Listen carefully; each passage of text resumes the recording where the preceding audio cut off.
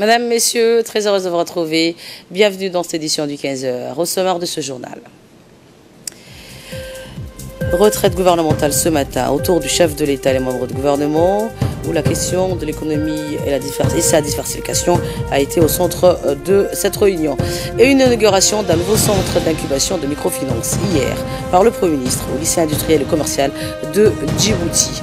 Et Theresa May qui va demander un nouveau report du Brexit à l'Union européenne.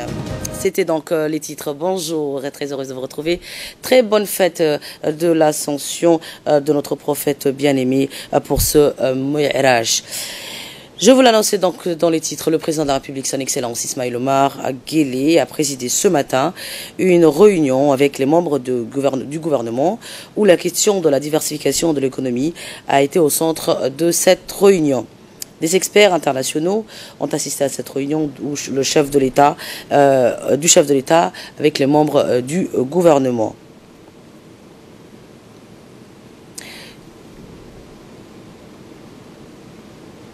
Donc cette réunion a porté sur l'économie nationale et les experts internationaux.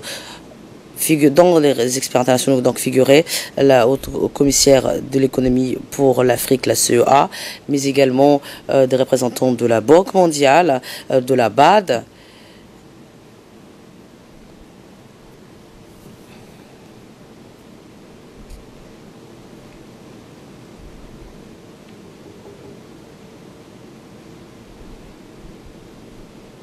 Donc tous les membres du gouvernement, à leur tête, donc le Premier ministre M. Abdelkader Kamel Mohamed, ont assisté à cette réunion, bien sûr, avec le président directeur du Free Trade Zone. Donc les détails, nous reviendrons donc sur les détails de cette retraite gouvernementale dans nos prochaines éditions.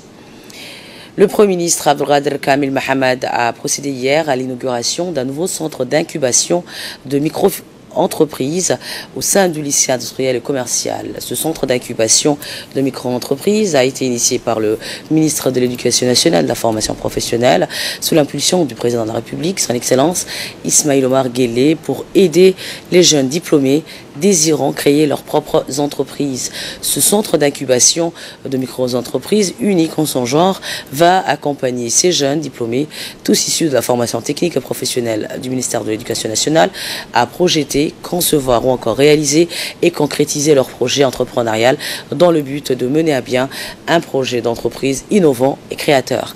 Notons que la cérémonie d'inauguration s'est clôturée par la visite des différentes salles de ce centre par la délégation conduite par le Premier ministre.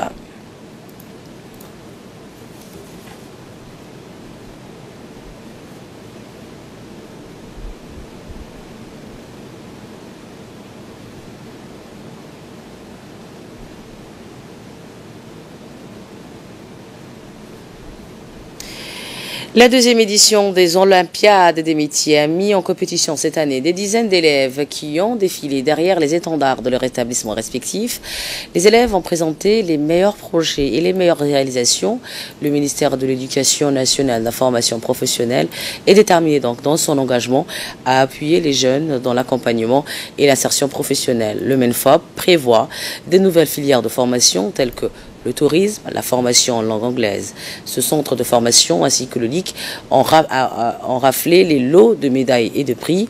Objectif atteint pour le ministère de l'Éducation, car cette deuxième édition a permis de mettre en lumière les capacités et les potentiels de nos jeunes.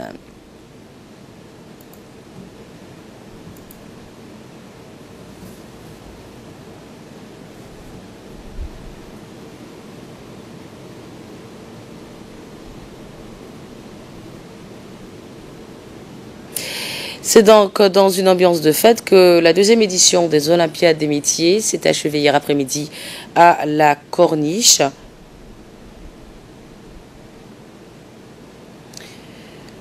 Cette cérémonie de clôture avait regroupé autour du secrétaire général de l'Éducation nationale, M. Mohamed Abdallah Mayoub, l'ensemble des hauts cadres et responsables du ministère, mais aussi les représentants des institutions partenaires qui ont bien voulu sponsoriser et soutenir le MENFOP dans cette compétition. Lors de la cérémonie, les officiels ont effectué une visite guidée avec la communauté d'affaires qui a découvert les chefs-d'œuvre des établissements en compétition sur les différents stands, de la mécanique auto à la plomberie et les sanitaires, en passant par la cuisine et la restauration. Les réalisations et les produits finis ont tout simplement conquis les visiteurs, les officiels et la communauté d'affaires ont été très agréablement surpris par les savoir-faire et l'ingéniosité des compétiteurs ainsi que la qualité des ouvrages réalisés durant ces jours de compétition à la Corniche. Rappelons qu'au total, plus d'une centaine de compétiteurs issus de 9 lycées techniques et centres de formation professionnelle de la capitale et des régions ont pris part à cette deuxième édition de l'Olympiade des métiers. Aujourd'hui, je participe comme jury à la deuxième édition de l'Olympiade des métiers. Et on avait déjà participé à ça l'année précédente, c'était en 2016. Et c'est comme tous les 2 ans, une fois, on participe aux Olympiades des métiers. Aujourd'hui, ici, on a 3 groupes et 3 établissements différents. Il y a l'hôtellerie d'Artin, qui sont 3 personnes. Il y a l'école manager de Blaus et il y a l'UNFD. Et ils sont presque à la finition. Dans 1 heure, ils ont tout bien présenté leur plat. Il y a une entrée, un plat et un dessert à présenter. Et je pense que les enfants sont un peu plus motivés. Et ils sont bien formés aussi pour réussir à gagner l'un et l'autre sur cette compétition. Et je leur souhaite bon courage et bonne chance. Et 3 pages donc dans cette édition, le ministre de l'énergie, Younes Ali Guidi, a accueilli hier dans son cabinet une forte délégation de la Banque mondiale. L'objectif de cette réunion a porté sur les projets d'électrification durable et de la géothermie, 2 missions d'appui à la mise en œuvre de ces projets, respectivement les semaines du 25 et du 1er avril, et pour la partie mobilisation des investissements privés, une mission sur la future structuration en IPP géothermie qui serait faite conjointement avec nos collègues de la CFI. Lors de cette visite au travail, la Banque mondiale et DD ont donné une mise au point au ministre sur l'avancement du projet d'électrification durable.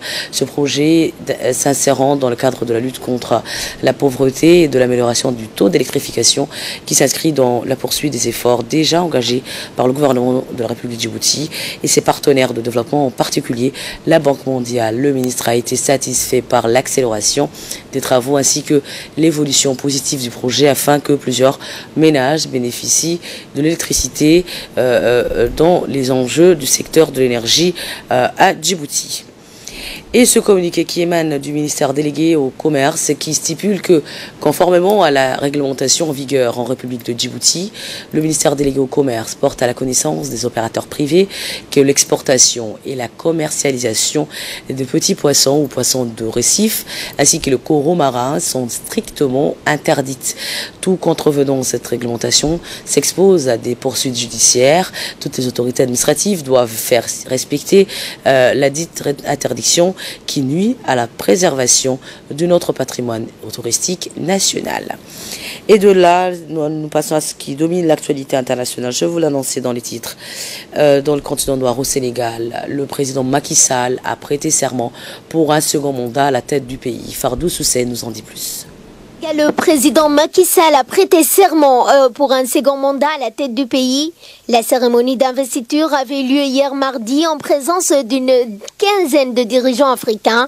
Macky Sall est âgé de 57 ans. Il a remporté la présidentielle du 24 février dernier dès le premier tour avec plus de 58% des suffrages. Le mandat du président de la République au Sénégal a été ramené de 7 à 5 ans. Et en République démocratique du Congo, l'Organisation mondiale de la santé, l'OMS, s'inquiète de la propagation de l'épidémie d'Ebola.